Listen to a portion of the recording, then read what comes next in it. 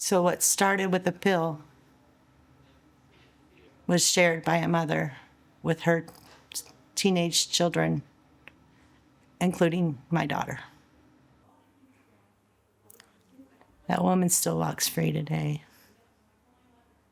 And she introduced those young children to opiates. And yet she walks free and alive.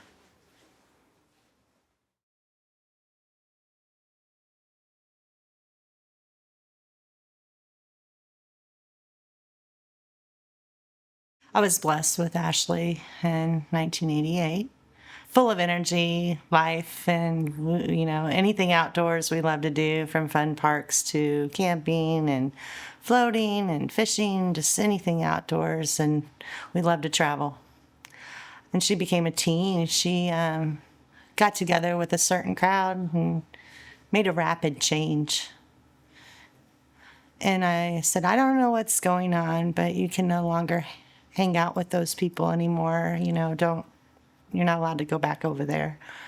And within a short time frame, within a few weeks of me telling her she can't hang out over there anymore, her 15-year-old friend had passed away.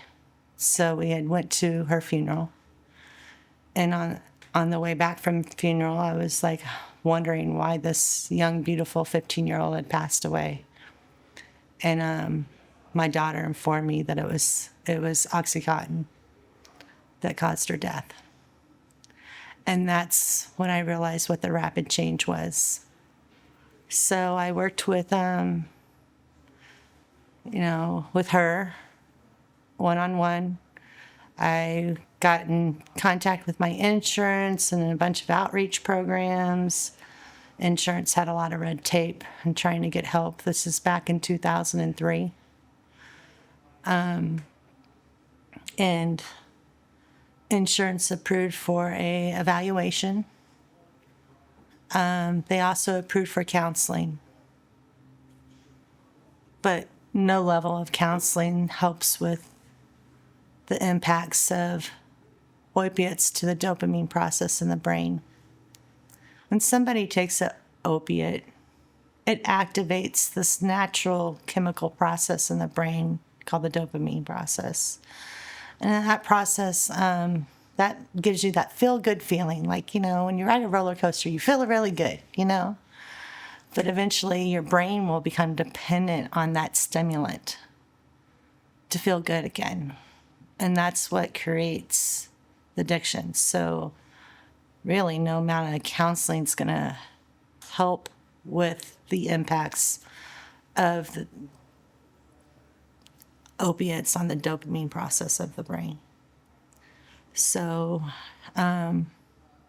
meanwhile, we were doing counseling, I was still trying to get her into inpatient treatment. Eventually, we were able to get her into inpatient treatment. She initially didn't want to go, but, she was of an age I kind of forced it upon her because she was young, and it was a fight for her life. And when about 3 years later, I finally got her into inpatient treatment, but it was a process. There was a lot of red tape with insurance, programs, this and that. And I think, the whole epidemic of that first wave of OxyContin kind of hit people off guard. When that came off the market, well, not off the market, but when that became more controlled and people got more aware of it, those people that relied on that stimulant to activate that dopamine process, they started switching to other drugs like heroin. So, and she tried heroin as well. And but she was fighting for her life and in and out of inpatient treatment, outpatient treatment. And it was a fight. And then in 2013, her young friend that passed away at 15, her sibling passed away at 16 in 2013. So that's a big age gap. That young girl was only 3 years old when her first sibling passed away. So what started with a pill was shared by a mother with her teenage children, including my daughter. So that was in 2003 when her 15-year-old friend passed away because her 15-year-old friend's mother gave them Oxycontin. She fought through that phase through inpatient and outpatient treatments, and was on Suboxone for years.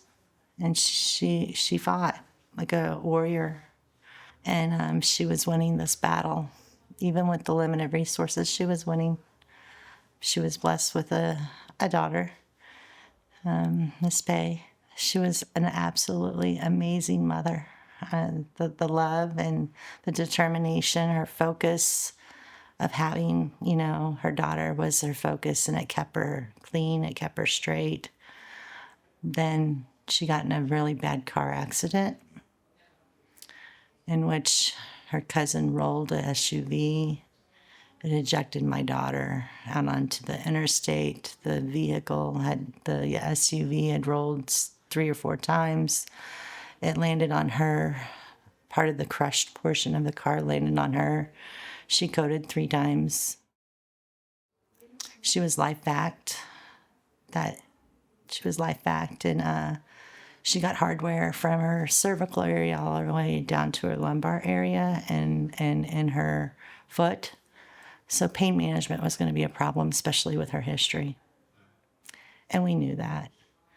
And so with that pain management, she still fought. And she was doing good. If she felt like she needed help, she checked herself into patient treatments, and she was the advocate for her own life, fighting like a warrior. When 2020 hit, clinics kind of shut down a bit, and it was hard to get seen by doctors and refill prescriptions. She turned to a street pain medication that turned out to be laced with fentanyl, and it took her life. She was aware of fentanyl. She knew the hazards associated with fentanyl, but I don't think she realized that the pain pill that she took to help with the pain, she didn't know it was laced with fentanyl. She didn't know she was going to die from it because she was doing really good and being real strong. And they put it in things such as candy. They make it look almost identical to the real thing. It could be in marijuana. It can be in any type of pill or something that looks like candy. They even package it to look like Skittles. I mean, it's everywhere. And anybody can inadvertently consume it. It doesn't have a smell. You can't see it. You can't smell it. You can't taste it. You don't know what you're consuming. And she took something for pain. So what started with a pill ended with a pill. So the woman that shared her first pill lost her first kid in 2003, lost her second kid in 2013, and lost a third kid in 2018. That woman still walks free today. And she introduced those young children to opiates. And yet she walks free and alive. And it got into homes across America through prescriptions, legal prescriptions, and made it into hands of young teenage children that either died or had to fight for their life to survive. And I'm really here to try to stop the stigma. It is a chemical reaction in the brain that's affected by opiates. What starts out as a choice ends up as a need. because they don't feel that feel-good feeling. How many days can you go without feeling good? And, and with opiates, it's a little bit different than, initially you can do opiates and be a productive member of society, and your friends, family members won't even know that you're on them. It's kind of easy to hide for them. I didn't know that. I'm just learning all this stuff, But bottom line is, it takes a unified effort at all levels to fight this epidemic. At 307 people a day dying from opiates. It's an epidemic that needs to be addressed. And when I first found out about the Oxycontin, I reached out, I did research, I'm trying to find outreach programs, I'm trying to figure out what kind of help I can get. It was dead end. Well, that ain't how it works. You can't just, So, the awareness and the outreach has been limited. So as a grieving mother, I team up with other grieving mothers to help spread awareness, to help save everybody, to save some other people's lives. We did an awareness program at the Cardinal Stadium last Sunday. And a life was saved during that game. The girls that attended that program did an awesome job identifying and saving that life. And, if it saves a life, all of this is worth it. Because if it keeps going the way it is, the numbers are going to keep increasing. There will be nobody that won't eventually be affected by fentanyl. You don't have to know you're doing it. You can inadvertently consume it and not even know you consumed it, and it can kill you. It can do that to a friend, family, and loved one. And the stigma of, that person was an addict. Well, they don't understand addiction. They're dependent on a stimulant. It affects the brain. It could be their first time trying a marijuana cigarette. Yeah. And that small portion of that has that fentanyl in it, whoever takes that hit, that person can die. You can trust your buddy, but you can't trust the source, right? You don't know where it came from. I just hope that we can spread awareness through our schools, our communities, and I hope that all these entities that receive the settlement money and that type stuff, I hope they really start to push and drive harder for continuous improvement efforts to improve the timeliness of treatment, the availability of treatment, preventive measures, taking preventive actions instead of just reactive. We need to be doing both. And that's through awareness programs, and that's what I'm here to do, to try to stop the stigma and create awareness.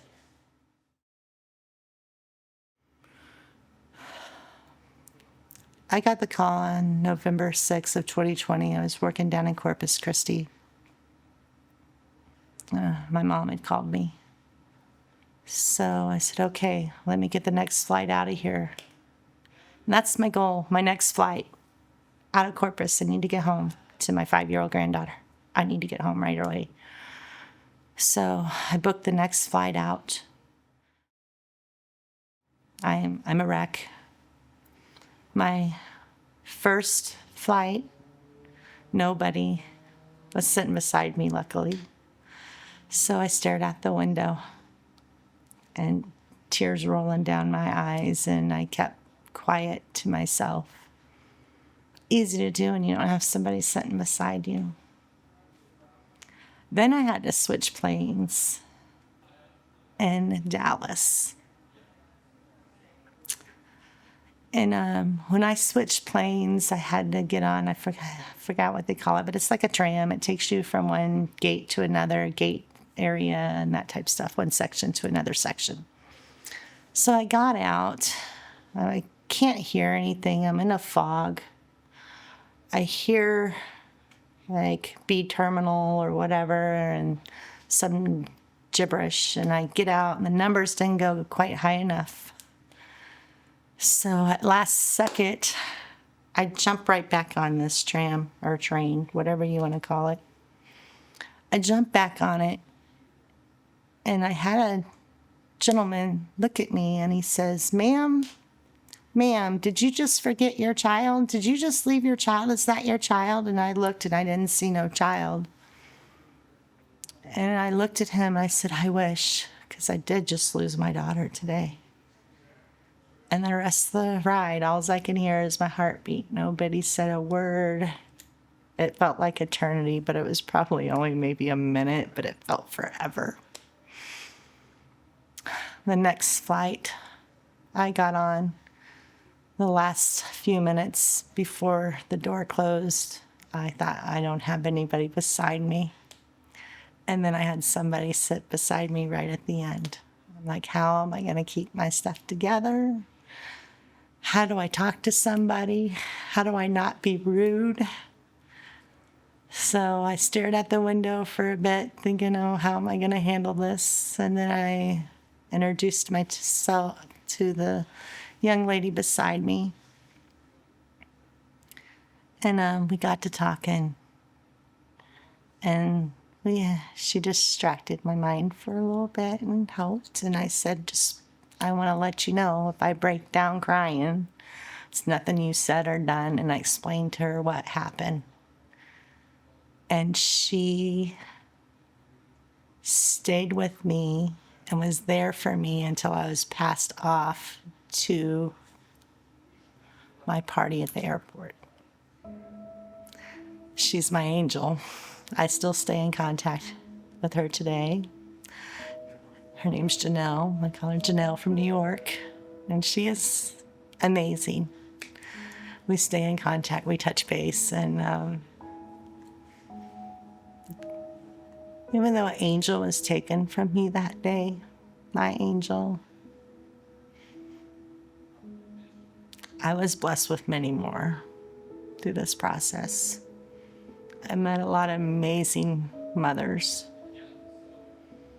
children that have lost people to fentanyl and other opioids. And we're trying our best to unify and spread awareness.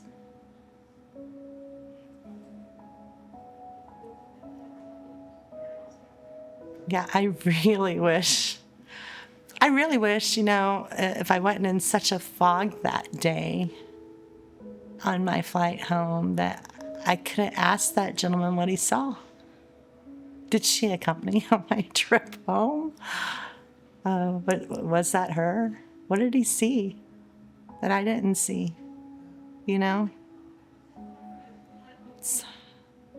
I wasn't thinking right, I was in a fog. We don't just need awareness for children, and teenagers and adolescents. It needs to be at different levels. We need better awareness for parents as well to help identify some of these things and recognize it early.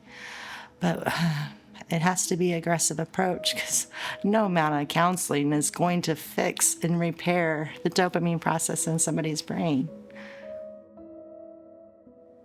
So it has to be more of an aggressive approach at all levels. And be nice to stop the source. So we have to unify our efforts and team up at different levels, and everybody do their part to fight this, because it's going to get a lot worse before it gets better.